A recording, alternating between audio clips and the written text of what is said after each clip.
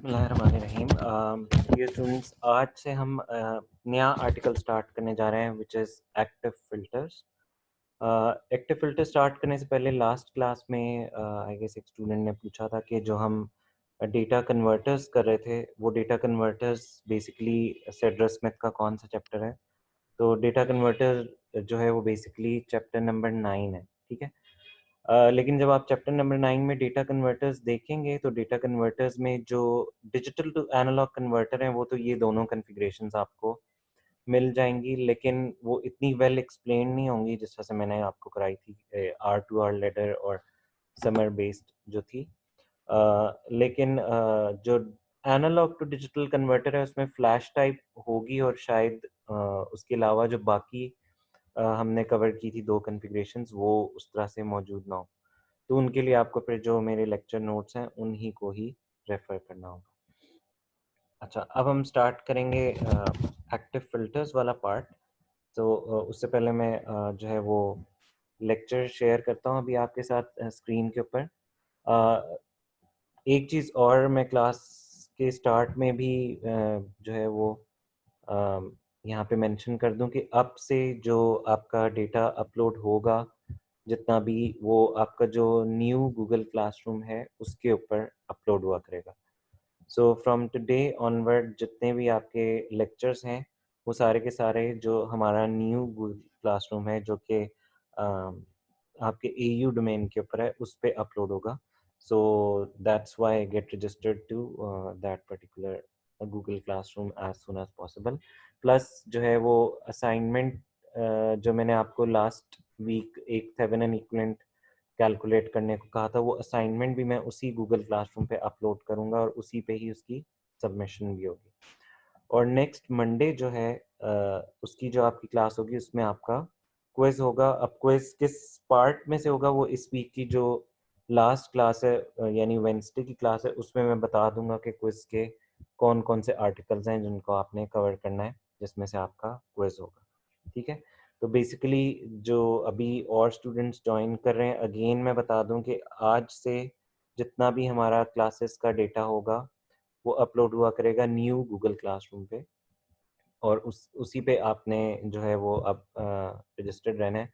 Plus मैंने आपको कहा था कि जो पुराना वाला गूगल क्लासरूम है उसमें आपकी 1 वीक की अटेंडेंस है in form of attendance assignment. तो वो अटेंडेंस अब जो है वो फॉरवर्ड होगी इस वीक में जो आपके कोऑर्डिनेटर्स हैं उन्हें।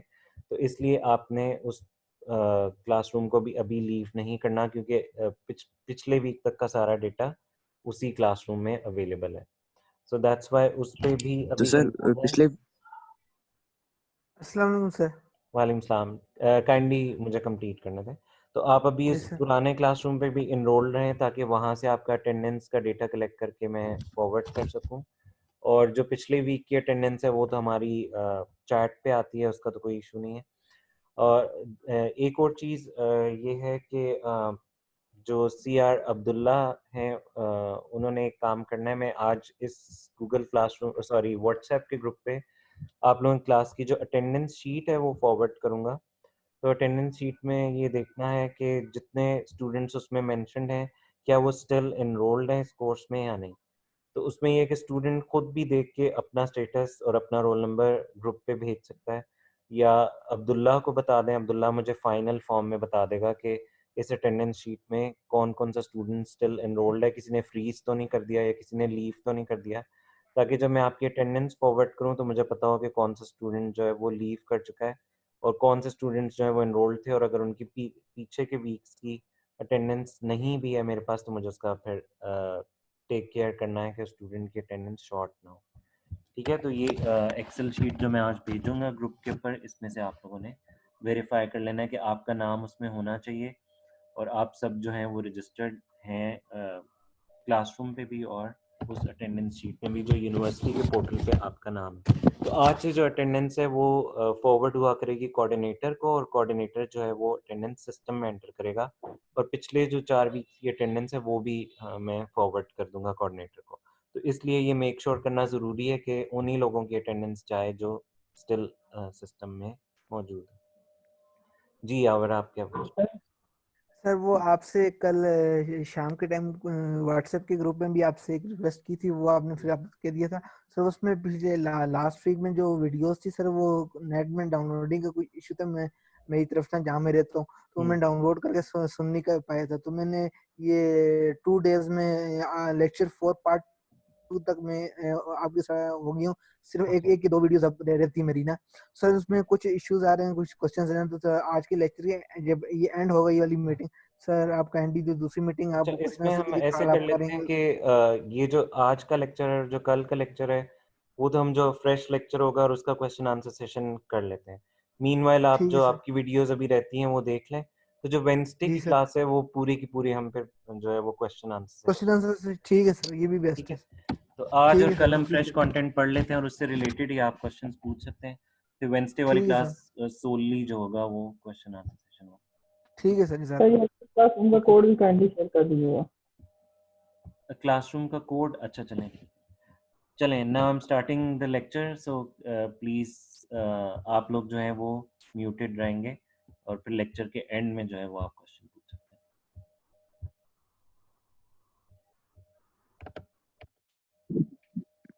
और सर हम अटेंडेंस उसी तरह मतलब चैट में ही लगाएं? जी अटेंडेंस चैट पे भेजें और मेरे पास फिर फाइल क्रिएट हो जाती है, वहाँ से फिर मैं फॉरवर्ड कर दूँ। अच्छा सर, ये मेरे फोन से नहीं लग रही, तो फिर मैं पीसी से एंटर करूँ, फोन से खाली नेम एंटर हो रहा था। Okay, now we'll start active filters. Active filters पे जाने से पहले कुछ बेसिक नॉलेज बिल्डअप करना ज़रूरी है, जिसमें हम एनालॉग फिल्टर्स को क्योंकि डील करेंगे इस सब्जेक्ट में। तो what is an analog filter? Analog filter का अगर आप नोटेशन देखें तो हमने यहाँ पे सिर्फ इसको शो किया in the form of a block. तो अभी एक ब्लॉक डायग्राम है, इसमें आपके पास इनपुट वोल्टेज 2 पोर्ट सिस्टम है, इनपुट वोल्टेज इन 2 टर्मिनल्स के दरमियान अप्लाइड है और इन 2 टर्मिनल से आप आउटपुट ले। अब ये जो आपका एनालॉग फ़िल्टर है, यहाँ मैंने इसको एज़ जनरल कैटेगरी ड्रॉ किया है। यानी जनरल कैटेगरी मैं ये कह रहा हूँ कि इस एनालॉग फ़िल्टर को जो डिज़ाइन किया गया है, यानी इस ब्लॉक के अंदर जो सर्किट मौजूद है, that can be composed of only passive elements. तो अगर वो सिर्फ पैसिव एलिमेंट से बना हुआ है, यानी रेजिस्टेंस और कैपेसिटेंस और इंडक्टेंस की हेल्प से बना हुआ है, तो दिस मीन्स के उस पर्टिकुलर फ़िल्टर को हम कहेंगे कि that filter is known as passive filter. और अगर उसमें कोई एक्टिव एलिमेंट भी मौजूद है, जैसे कि ऑपरेशनल एम्पलीफायर है, तो फिर वो आपका एक्टिव फ़िल्टर होगा। और उस एक्टिव फ़िल्टर में पैसिव कंपोनेंट्स भी हो सकते हैं, लेकिन अगर एक कंपोनेंट भी एक्टिव है, तो फिर वो फ़िल्टर एक्टिव फ़िल्टर्स की कैटेगरी में चला जाएगा।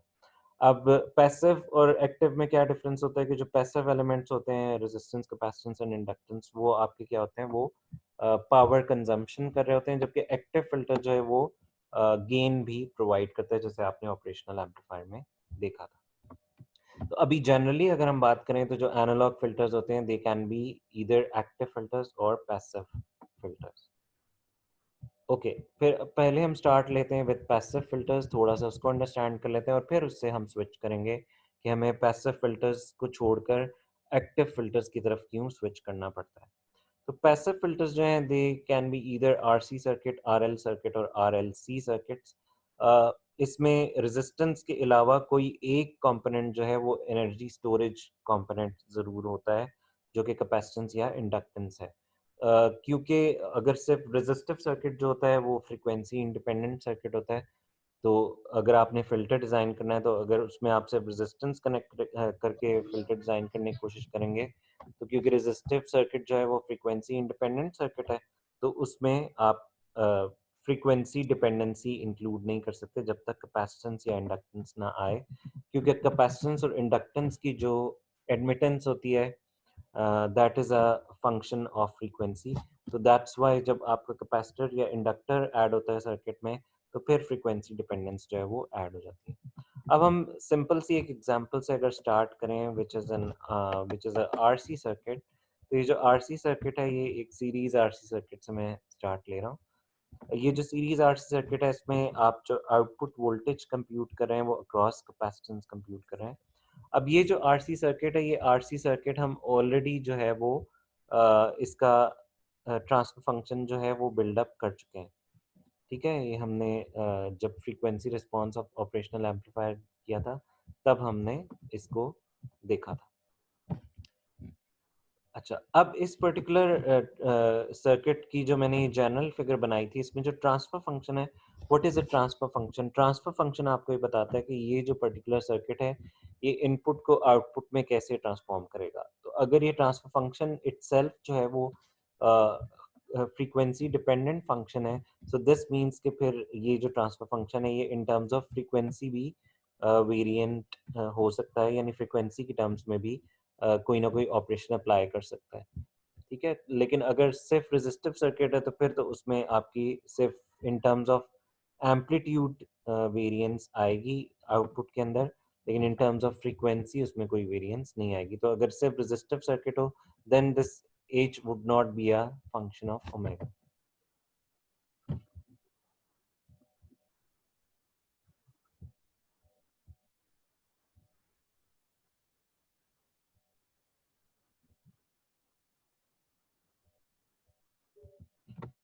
Okay, now let's come back to this circuit, RC circuit. इस RC सर्किट का अगर आपने आउटपुट वोल्टेज कैलकुलेट करना है, आउटपुट वोल्टेज को कैलकुलेट करने के लिए सिंपली आपको इस कैपेसिटेंस के क्रॉस वोल्टेज डिवाइडर लगाना होगा। सो आपका आउटपुट वोल्टेज जो है उसकी इक्वेशन बनेगी X C divided by R plus X C into V in. ठीक है, सिंपली आप जब वोल्टेज डिवाइडर लगाएंगे तो वोल्टेज डिवाइडर लगाने के बाद आप जब इस इक्वेशन को रीअरेंज करेंगे तो इसको रीअरेंज करने के बाद आपके पास ट्रांसफर फंक्शन यानी V naught divided by V in की जो इक्वेशन आ जाएगी वो ये इक्वेशन आपके पास आ जाएगी। अब ये जो इक्वेशन आपके पास आ गई है H of omega is equal to 1/1 plus R C J omega. जी कोई क्वेश्चन है किसी स्टूडेंट का?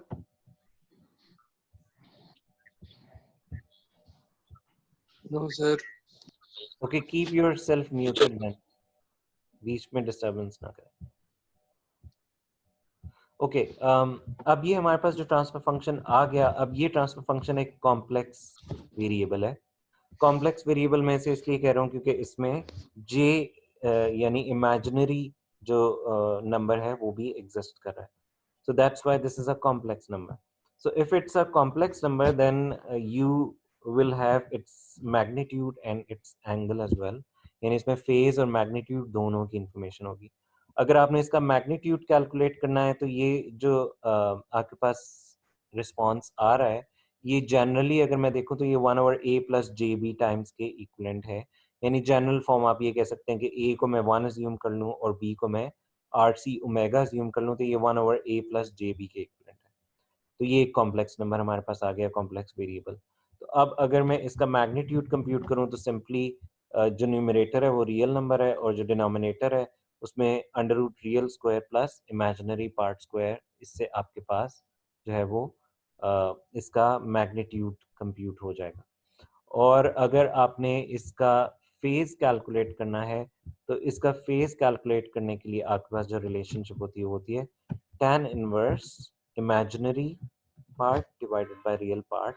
और ये माइनस साइन इसलिए आ रहा है क्योंकि न्यूमरेटर का फेज 0 है और डिनोमिनेटर का जो है वो न्यूमरेटर वाले में से सब्ट्रैक्ट होगा, ये हम ऑलरेडी डिस्कस कर चुके हैं। तो minus tan inverse b by a, b आपके पास ओमेगा आर सी है और a जो है वो आपके पास 1 है। तो दैट्स वाई आपके पास जो है वो फेज की जो इक्वेशन आ जाएगी वो आ जाएगी minus tan inverse R omega C. अब आपके पास मैग्नीट्यूड की भी इक्वेशन मौजूद है और आपके पास फेज की भी इक्वेशन मौजूद है। तो अब आप क्या करेंगे, अब आप इन दोनों इक्वेशंस को प्लॉट भी कर सकते हैं। अब अगर आपने इन दोनों इक्वेशंस को प्लॉट करना है तो ये मैंने जो है वो रफली मैग्नीट्यूड को प्लॉट किया है और ये आपको नजर आ रहा है कि ये आपके पास डिकेइंग फंक्शन है। ये डिकेइंग फंक्शन क्यों है? अगर आप इस एक्सप्रेशन को देखें जो मैग्नीट्यूड का आपके पास एक्सप्रेशन आ रहा है, this is 1/1 plus omega R C square. अब इस पूरी इक्वेशन में आपके पास न्यूमरेटर तो कांस्टेंट है और डिनोमिनेटर में ये 1 कांस्टेंट है plus omega is a variable, R and C are constants. तो अब आप देख सकते हैं कि जब आप ओमेगा को इंक्रीज करेंगे तो दिस मीन्स ये डिनोमिनेटर आपके पास इंक्रीज करेगा। जब डिनोमिनेटर इंक्रीज करेगा तो ओवरऑल फंक्शन आपका ड्रॉप करेगा। तो दैट्स वाई ये आपको डिक्रीजिंग फंक्शन नजर आ रहा है। और ये स्टार्ट 1 से क्यों हो रहा है, क्योंकि जब आपके पास फ्रीक्वेंसी 0 है यानी ओमेगा 0 है, तो यहाँ आप देख सकते हैं कि डिनोमिनेटर में आप ओमेगा को 0 प्लग इन कर दें तो आपके पास ऑटोमेटिकली जो है वो इस फंक्शन की वैल्यू 1 आ जाएगी। ठीक है, सो दैट्स वाई आपका ये फंक्शन जो है एट 0 फ्रीक्वेंसी इसकी वैल्यू जो है वो 1 है, और फिर आहिस्ता आहिस्ता ये जो है जो जो आपके पास फ्रीक्वेंसी इंक्रीज हो रही है ये ड्रॉप कर रहा है। इस तरह अगर आप फेज रिस्पॉन्स देखें तो फेज रिस्पॉन्स भी स्टार्ट होता है 0 से, यानी जब आप फ्रीक्वेंसी को 0 सेट करेंगे तो फेज लैग जो है वो आपका 0 आएगा, एंड जब आप जो जो फ्रीक्वेंसी बढ़ाते जाएंगे तो ये मैक्सिमम -90 डिग्री तक आरसी सर्किट के केस में चला जाता है। ठीक है, तो ये आपके पास इसका फेज रिस्पॉन्स है। अब ये हमारे पास इस पर्टिकुलर फिल्टर के यानी आरसी सर्किट से जो फिल्टर बना हुआ है, इस फिल्टर का मैग्नीट्यूड रिस्पॉन्स भी आ गया है और इस फिल्टर का फेज रिस्पॉन्स भी आ गया है। अब इसका जो मैग्नीट्यूड रिस्पॉन्स है ये आपको ये बता रहा है कि जो लोअर फ्रिक्वेंसीज हैं उनको ये हायर गेन प्रोवाइड कर रहा है, और जो जो आप फ्रिक्वेंसी इंक्रीज कर रहे हैं इसका गेन ड्रॉप होता जा रहा है। That's why we call this as a low pass filter. ठीक है, तो यानी ये आरसी सर्किट जब आपके पास इसमें आप कैपेसिटर के क्रॉस आउटपुट लेते हैं तो this RC circuit acts as a low pass filter. ठीक है, अब इस लो पास फिल्टर में अगर मैं इनपुट वोल्टेज ये प्रोवाइड करता हूँ V I is equal to cos 50t plus cos 800t, यानी जो मैं इनपुट सिग्नल प्रोवाइड कर रहा हूँ it contains two frequency components, एक स्लाइटली लो फ्रीक्वेंसी पे 50t यानी ओमेगा आपके पास यहाँ पे 50 है, और यहाँ पर ओमेगा आपके पास 800 है। ठीक है, cos omega T general form होती है या कॉस 2 पाई एफ टी होती है, तो ये कॉस ओमेगा टी की फॉर्म में गिवन है। ठीक है, तो यानी ये जो सिग्नल है इनपुट सिग्नल ये दो फ्रीक्वेंसीज का कॉम्बिनेशन है, यानी ये कुछ इस तरह का सिग्नल होगा जिसमें दो फ्रीक्वेंसीज एग्जिस्ट कर रही हैं। ठीक है, तो ये आपने क्या किया, ये आपने इस फिल्टर को प्रोवाइड कर दिया।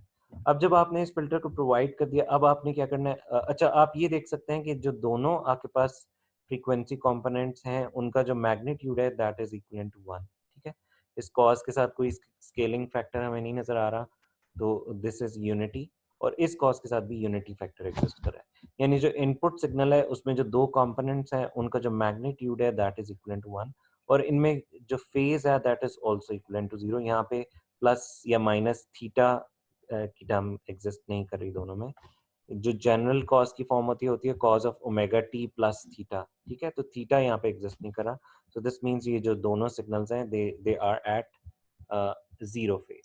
ओके, अच्छा अब आपने क्या करना है, अब आपने इस इनपुट सिग्नल के करस्पॉन्डिंगली आउटपुट कैलकुलेट करनी है, तो इसके करस्पॉन्डिंगली अगर आपने आउटपुट कैलकुलेट करनी है तो अब आप आ जाएं इस मैग्नीट्यूड रिस्पॉन्स पे। आपके पास जो ट्रांसफर फंक्शन होता है वो क्या होता है, output voltage divided by input voltage. तो अब अगर मुझे इनपुट वोल्टेज गिवन है और मुझे आउटपुट वोल्टेज निकालनी है तो दिस मींस मैं इस इक्वेशन को रीअरेंज करूंगा और मैं लिखूंगा output voltage is equal to frequency response times input voltage. ठीक है, h of omega is equivalent to v naught by vi, so if I need to calculate v naught then v naught would be equivalent to h of omega into vi। ठीक है, सो इसका मतलब ये है कि अब मुझे जब आउटपुट वोल्टेज निकालनी है तो अब इनपुट सिग्नल मेरे पास मौजूद है, इनपुट सिग्नल का पहला जो कंपोनेंट है वो है cos 50t, यानी अगर cos 50t है तो दिस मींस इस पे मेरे पास ओमेगा जो है वो 50 है। तो अब हम यहाँ पर देखते हैं कि एट 50 अगर आपके पास ओमेगा है तो उस टाइम पे आपका जो मैग्नीट्यूड है दैट इज क्लोज टू 0.9। ठीक है, ये 200 है ओमेगा और ये 0 है ओमेगा, तो 50 यहाँ कहीं लाई कर होगा। This means for omega is equal to 50 आपका जो फिल्टर है वो तकरीबन 0.9 आपको मैग्नीट्यूड प्रोवाइड करा है। So this means at 50 magnitude आपके पास जो आउटपुट आ रही होगी that would be equal to 0.95। और अगर आप 800 वाला कंपोनेंट उसको देखें तो 800 पे अगर आप देखें तो यहाँ पे आपका रिस्पॉन्स 0.2 से भी कम है। सो दिस मींस रफली यहाँ पर जो आपके पास आउटपुट आ रही है दैट इज इक्वल टू 0.13। इसी तरह से आप दोनों फ्रीक्वेंसी कंपोनेंट्स के ऊपर जो है वो फेज को भी देख सकते हैं कि 50 के ऊपर फेज कितनी है और इस तरह से 800 के ऊपर फेज कितनी है, तो उसके अकॉर्डिंगली अब आप आउटपुट की इक्वेशन लिख सकते हैं 0.95 cos ऑफ 50t माइनस जो भी फेज आ रहा है आपके पास plus 0.13 cos of 800t minus जो भी आपका फेज आ रहा है। ठीक है, तो ये आपके पास आउटपुट की इक्वेशन आ गई। तो हमने क्या यूज किया, हमने इनपुट को मल्टीप्लाई किया विद द मैग्नीट्यूड रिस्पॉन्स और हमारे पास आउटपुट वोल्टेज आ गई, और हमने फेज जस्ट यहाँ से इस ग्राफ से देख के और फेज को भी सिग्नल के अंदर ऐड कर दिया। तो दिस मीन्स अगर आपको एक फिल्टर रिस्पॉन्स गिवन हो, आप उसका मैग्नीट्यूड रिस्पॉन्स और फेज रिस्पॉन्स ड्रॉ कर लें, और फिर आपको कोई भी इनपुट सिग्नल दे दिया जाए तो आप उस इनपुट सिग्नल के करस्पॉन्डिंगली आउटपुट की इक्वेशन जो है वो लिख सकते हैं। ठीक है, जैसे ये मैंने यहाँ पर लिख दिया। और यहाँ पे आप ये भी देख रहे हैं कि जो जो फ्रीक्वेंसी इंक्रीज हो रही है, अटेनुएशन बढ़ रही है।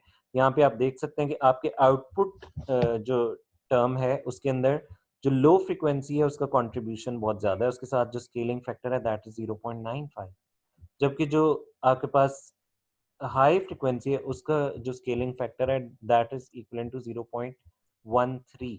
सो दैट मीन्स क्योंकि ये लो पास फिल्टर है आपके पास, सो इसलिए इसमें जो लो फ्रीक्वेंसीज हैं उनका मैग्नीट्यूड ज्यादा आ रहा है और जो हाई फ्रीक्वेंसीज हैं उनका मैग्नीट्यूड कम आ रहा है। ठीक है, तो हमारे पास जो आउटपुट वोल्टेज की वेवफॉर्म आएगी उसमें क्योंकि हाई फ्रीक्वेंसी सप्रेस हो रही है तो इसलिए इसमें आपके पास जो हाई फ्रीक्वेंसी है उसका कंपोनेंट जब कम हो जाएगा तो ये सिग्नल थोड़ा सा स्मूथ हो जाएगा।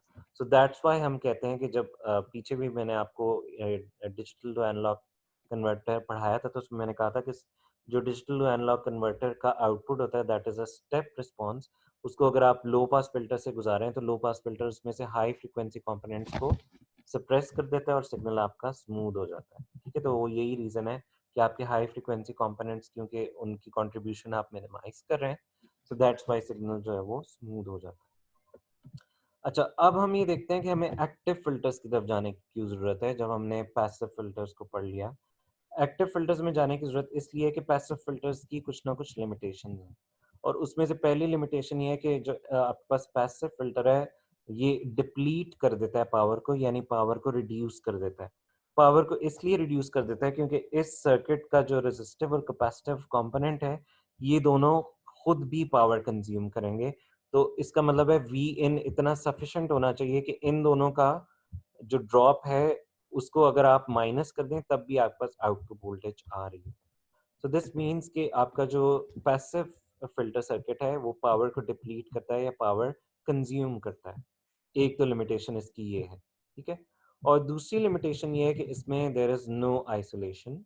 आइसोलेशन का क्या मतलब है कि फॉर एग्जांपल ये मेरे पास जो आरसी सर्किट था इसमें यहाँ हम इनपुट वोल्टेज ले रहे थे और यहाँ हम कैपेसिटर के क्रॉस आउटपुट वोल्टेज ले रहे थे। अगर इसमें मैं इस आउटपुट वोल्टेज के क्रॉस एक लोड कनेक्ट कर दूं तो अब क्या होगा, मेरा आउटपुट वोल्टेज वो नहीं रहेगा जो पहले था। ठीक है, लोड के ऐड हो जाने के बाद आपको क्या करना पड़ेगा इस आउटपुट साइड पे, बल्कि आउटपुट साइड भी नहीं हम कहेंगे, हम इसे कहेंगे कि आपका जो ओवरऑल पूरा का पूरा सर्किट है उसका जो रिस्पॉन्स है उसको आपको री इवेलुएट करना पड़ेगा। यानी जब मैंने यहाँ कैपेसिटर के पैरेलल में एक लोड कनेक्ट कर दिया, यानी बेसिकली मैं क्या कर रहा हूँ कि जो मेरे पास एक फिल्टर था इसके साथ कैस्केड में मैं आगे और कंपोनेंट्स अगर ऐड करना चाहूँ या एक और फिल्टर ऐड करना चाहूँ या लोड ऐड करना चाहूँ तो क्या होगा कि इस लोड के ऐड होने के बाद आपको इस सर्किट को रीइवैल्यूएट करना पड़ेगा और आपकी आउटपुट वोल्टेज वो नहीं रहेगी जो इस लोड को ऐड करने से पहले थी, क्योंकि अब जब आप आउटपुट वोल्टेज मेजर करेंगे तो अब आपकी आउटपुट साइड में इस कैपेसिटर के पैरेलल में ये रेजिस्टेंस भी एडेड है। तो अब आप जब वोल्टेज डिवाइडर की हेल्प लेंगे तो उस वोल्टेज डिवाइडर में इस लोड का इम्पैक्ट भी आ रहा होगा। सो दिस मीन्स आपका आउटपुट वोल्टेज चेंज हो जाएगा अगर आप इस फिल्टर के साथ कैस्केड में कोई भी कंपोनेंट ऐड करते हैं। सो इसका मतलब ये है कि आउटपुट साइड पे आपकी कोई आइसोलेशन नहीं है। अगर कोई कंपोनेंट ऐड होता है तो वो इस सर्किट के अपने रिस्पॉन्स को भी चेंज कर देता है। तो हमारा जो एक्टिव फिल्टर की एक पॉजिटिव पॉइंट होगा वो ये होगा कि उस एक्टिव फिल्टर के साथ अगर आप आगे कोई और कंपोनेंट्स कैस्केड में लगाते जाते हैं तो उस जो आपका सर्किट इटसेल्फ है उसकी आउटपुट वोल्टेज के ऊपर कुछ फर्क नहीं पड़ेगा, आउटपुट वोल्टेज आपकी वही रहेगी। तो इनपुट और आउटपुट साइड पे इस पैसिव कंपोनेंट में अगर आप कुछ भी ऐड करते हैं तो इस सर्किट का अपना रिस्पॉन्स भी चेंज हो जाता है। तो दैट इज बेसिकली आइसोलेशन। तो जो एक्टिव फिल्टर्स होते हैं, एक्टिव फिल्टर्स में पहला पॉइंट ये है कि इनकी अपनी पावर सप्लाई होती है। तो इसका मतलब ये कि जो आपका सिग्नल आ रहा है, इनपुट सिग्नल, उसकी पावर में से ये अपना पार्ट कंज्यूम नहीं करते क्योंकि इनकी अपनी इंडिपेंडेंट पावर सप्लाई है, और ये आइसोलेशन भी प्रोवाइड करते हैं। तो बेसिकली जो एक्टिव फिल्टर्स होते हैं वो बेस्ड होते हैं ऑप एम्प्स के ऊपर। तो ऑप एम्प्स में आपको पता है कि ऑप एम्प्स में आपके पास जो ऑप एम्प है उसकी अपनी plus minus VCC power supply होती है, वो उसमें से पावर कंज्यूम करता है। सो दिस मींस वो वी इन में से कोई पार्ट नहीं लेगा, ठीक है। और आइसोलेशन जो है, आइसोलेशन इसलिए होती है कि अगर मैंने एक ऑपरेशनल एम्पलीफायर यहाँ कनेक्ट किया है और वो ऑपरेशनल एम्पलीफायर जो है उसका गेन -R2/R1 है, तो वो -R2/R1 ही रहेगा, चाहे मैं यहाँ कैस्केड में मल्टीपल स्टेजेस ऐड करना स्टार्ट कर दूँ, ठीक है। तो जैसे हमने एक एग्जांपल की थी जिसमें 3 हमने कैस्केड में ऑपरेशनल एम्पलीफायर बेस्ड सर्किट लगाए थे। तो कैस्केड में लगाने से इंडिपेंडेंटली अगर आप एक-एक स्टेज को देखें तो उनके गेन और उनके फेज रिस्पॉन्स पे कोई फर्क नहीं पड़ रहा था। अगर आप मल्टीपल स्टेजेस ऐड करने के बाद भी एक स्टेज को इवैल्यूएट करें या उस स्टेज का अकेला सर्किट भी आपके पास हो, तो दोनों के रिस्पॉन्स में कोई फर्क नहीं होगा क्योंकि आपके पास जो उस पर्टिकुलर स्टेज का रिस्पॉन्स है वो अनचेंज्ड रहेगा, वो इंडिपेंडेंट ही रहेगा। तो दैट्स बेसिकली आइसोलेशन, ठीक है। तो यानी जो आपका प्लस इसमें एक और एडिशनल पॉइंट्स ये है कि जो ऑपरेशनल एम्पलीफायर बेस्ड सर्किट्स होंगे they can boost power. Boost क्यों करेंगे? क्योंकि वो गेन प्रोवाइड कर सकते हैं। जब वो गेन प्रोवाइड करते हैं तो आपके आउटपुट की पावर जो इनपुट से बूस्ट अप हो जाएगी। प्लस जो है इनका रोल ऑफ जो होगा that would be sharper. Roll off क्या होता है? जैसे अभी आपने यहाँ पर रिस्पॉन्स देखा था लो पास फिल्टर का, तो उसमें आपने देखा था कि आपका जूं फ्रीक्वेंसी इंक्रीज हो रही थी, आहिस्ता आहिस्ता आपका गेन ड्रॉप कर रहा था। तो जो ओपम बेस्ड सर्किट्स होंगे उनमें ये मजीद शार्पली डिके आप प्रोवाइड कर सकते हैं। लेकिन अगर आप आरसी सर्किट में इस रोल ऑफ फैक्टर को, ये डिके को फास्ट करना चाहते हैं, तो आपको यहाँ पर मजीद components in terms of R and C add करने पड़ेंगे ताकि ये गेन रिस्पॉन्स आपका शार्प हो जाए या तेजी से रिड्यूस हो। सो एक्टिव फिल्टर्स बेसिकली जो हैं उनके अभी हमने देखा कि उनके क्या प्लस पॉइंट्स हैं और पैसिव फिल्टर्स के ऊपर उनकी क्या क्या, पैसिव फिल्टर्स की लिमिटेशंस को किस तरह से केटर ऑन करते हैं। तो आज का जो लेक्चर है यहाँ इसको मैं एंड करूँगा। इस लेक्चर से आगे जो कल की क्लास होगी उसमें हम, क्योंकि आज हमने पैसिव लो पास फिल्टर देखा है, तो कल की क्लास में हम इंशाल्लाह active low pass filter discuss करेंगे। सो इस लेक्चर से रिलेटेड अगर आपका कोई क्वेश्चन है तो आप अभी पूछ सकते हैं। सर ये आपने ऊपर इमेजिनरी नंबर करके लिखा है सर, ये तुम्हारे मैं पार्ट चूसूंगा, मुझे भेज दिया। हाय हाय हाय हाय। हेलो जी जी सर, आवाज आ रही है मेरी आपको? जी, मुझे आ रही है आपकी आवाज। सर ये ना जल्दी करो ना। आपने हमें ना ये जो तो ये सबको म्यूट करके, ये शोर बहुत आ रहा है बैकग्राउंड में, सबको म्यूट करने से इसको बच्चे को लाभ यहाँ ये लेक्चर रिकॉर्ड हो रहा है और मैं देख सकता हूँ कि किस किस की अनम्यूटेड है। तो ये जो भी स्टूडेंट्स प्रॉब्लम क्रिएट कर रहे हैं फिर कॉन्सिक्वेंसेस ये खुद देखें, ठीक है। क्या बोलूं? सर आपको आवाज आ रही है मेरी? जी मुझे आ रही है। सर एक आप म्यूट कर दे सबको, सिर्फ यावर को सही वो करें आप।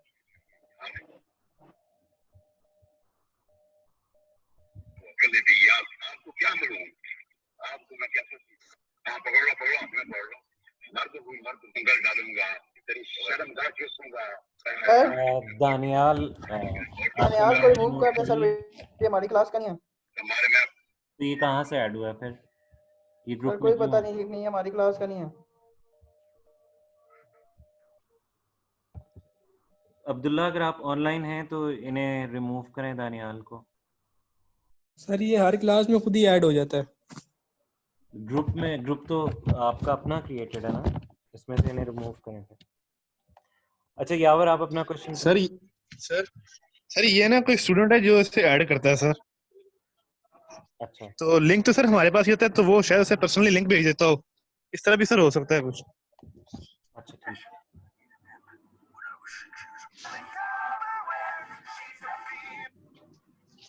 सर यहाँ से लिमिटेशन लग जाती है, आप लिमिटेशन लगा देंगे कितने बंदे ऐड हो सकते हैं, उससे एक्स्ट्रा बंदा ऐड नहीं होगा, जितनी क्लास की स्ट्रेंथ है उतनी पे लिमिटेशन लगा दें आप, उससे ज्यादा बंदे ऐड नहीं हो सकेंगे फिर।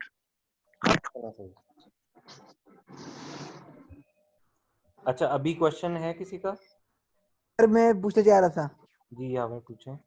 सर, आपने जब बिल्कुल ये फ्रंट पेज पे ना आपने लिखा H F omega is equal to 1/1 plus R C omega J ना, फिर आपने सर लिखा in general 1/a plus J B, सर ये क्या चीज थी? वो मैंने ये लिखा था कि अगर आपके पास एक कॉम्प्लेक्स नंबर हो, जनरल फॉर्म उसकी हो 1/a प्लस जे बी, तो आप उसका मैग्नीट्यूड कैसे कैलकुलेट करते हैं?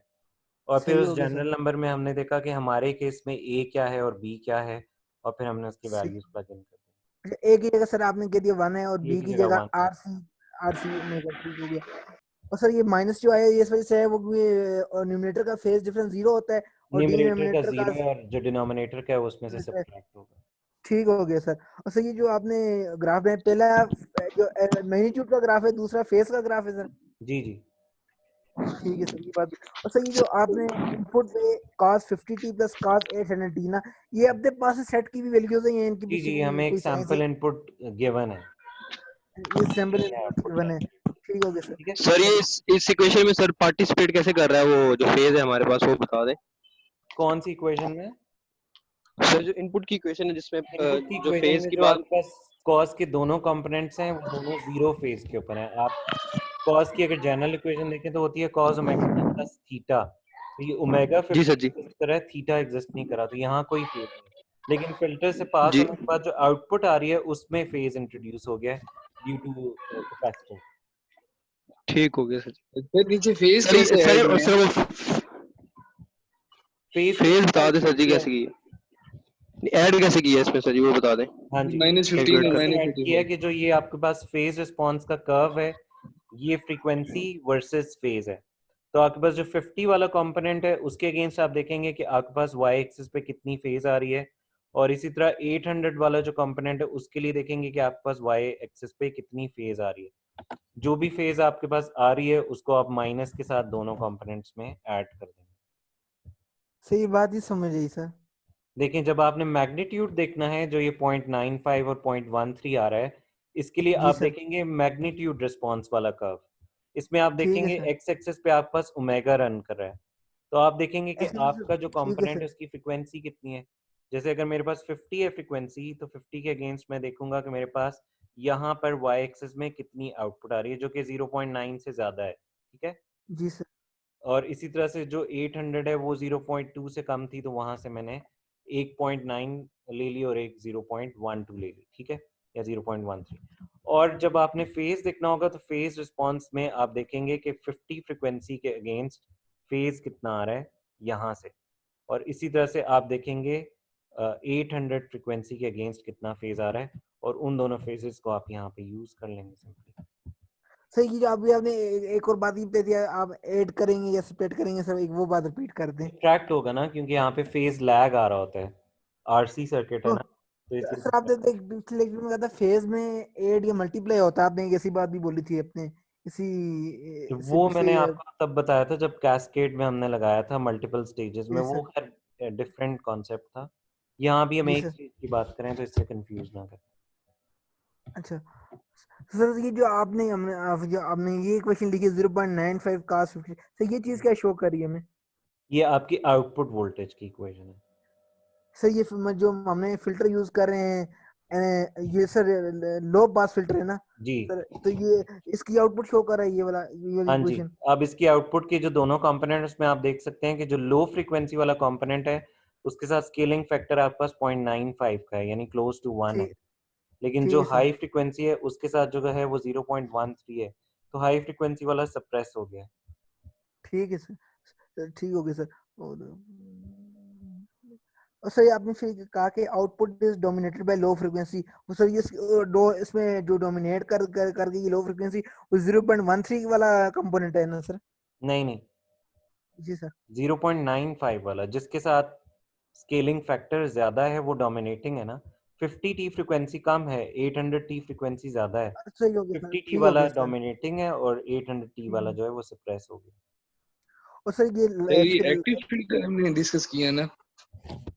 एक्टिव फिल्टर अभी हमने स्टार्ट नहीं किया, ये सारी कैलकुलेशन हमने पैसिव की है, एक्टिव के सिर्फ हमने भी प्लस पॉइंट्स देखे हैं। एक्टिव फिल्टर हम कल करेंगे इंशाल्लाह। तो सर इसमें कैपेसिटी तो यूज हुआ है।